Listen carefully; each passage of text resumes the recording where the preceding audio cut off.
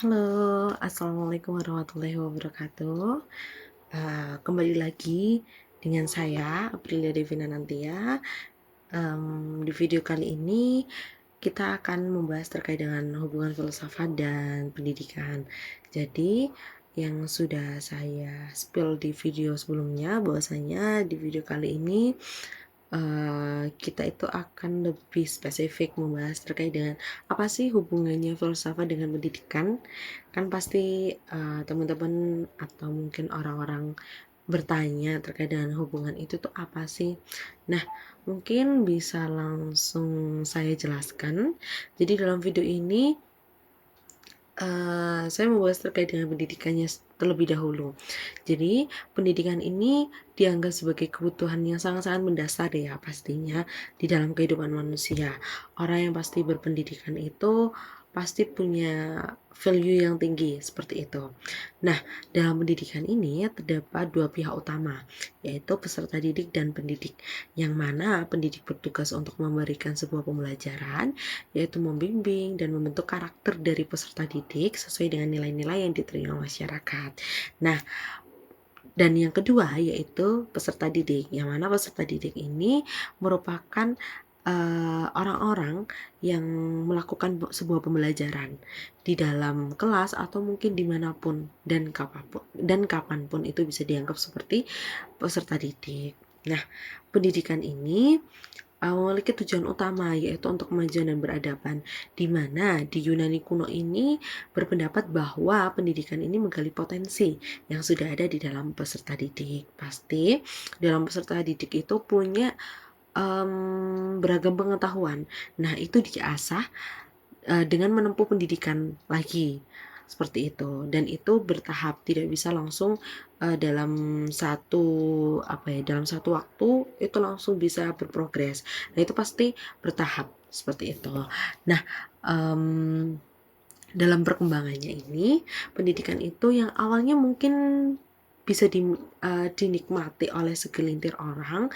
Nah, kalau sekarang itu bisa diakui sebagai hak asasi manusia dan itu sudah ada dalam undang-undang kalau di Indonesia ya, yang harus diperoleh oleh semua orang.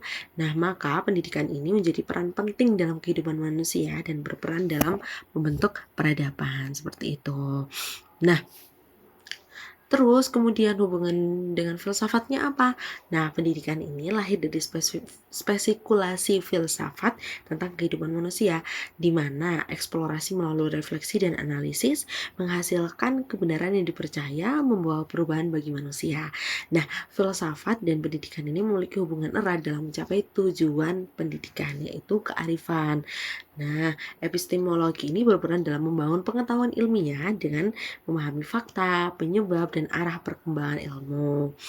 Nah, menurut Kilpatrick, dalam Philosophy of Education, mendidik itu berarti mewujudkan nilai-nilai dan cita-cita dalam kehidupan manusia, membimbing generasi muda untuk membentuk kepribadian dan perilaku yang sesuai dengan prinsip filsafat seperti itu. Pendidikan aksiologis ini menekankan manfaat pendidikan dalam membentuk peradaban manusia yang beradab.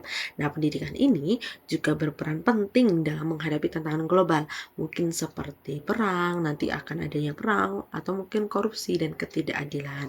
Nah, itu merupakan hubungan filsafat dan teori pendidikan.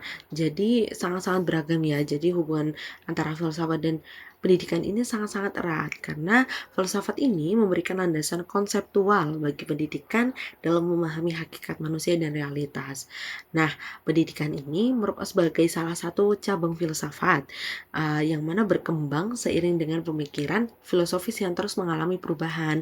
Nah, pendidikan ini gak hanya tentang mentransfer ilmu saja ya, tapi juga untuk membentuk karakter, nilai-nilai dalam kehidupan manusia. Nah, dengan demikian, filsafat dan pendidikan ini tuh saling berhubungan dalam membentuk pola pikir dan arah perkembangan manusia dan masyarakat sekitar. Seperti itu terkait dengan hubungan dari filsafat dan pendidikan.